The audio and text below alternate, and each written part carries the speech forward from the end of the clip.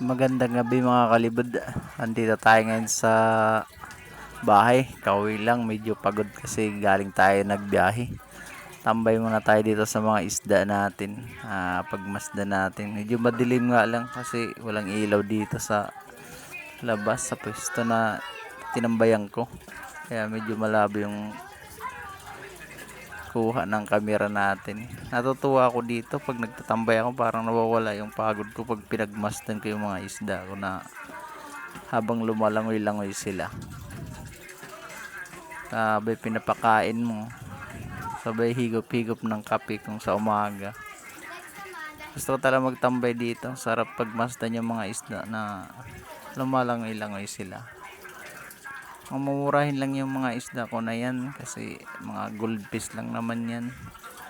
Pero ayos na rin para sa akin kasi parang ang ganda sa paningin ko pag pagmasdan ko sila pagdating ko galing sa labas, galing sa trabaho, pag uwi dito ay makita ko yung mga isda ko dyan na lumalangoy-langoy. Nakakabawas din ng stress habang pinagmasdan mo bago ka papasok sa bahay, bago kakain o matulog. Dito muna kasi ako magtatambay sa labas at tingnan muna yung mga isda.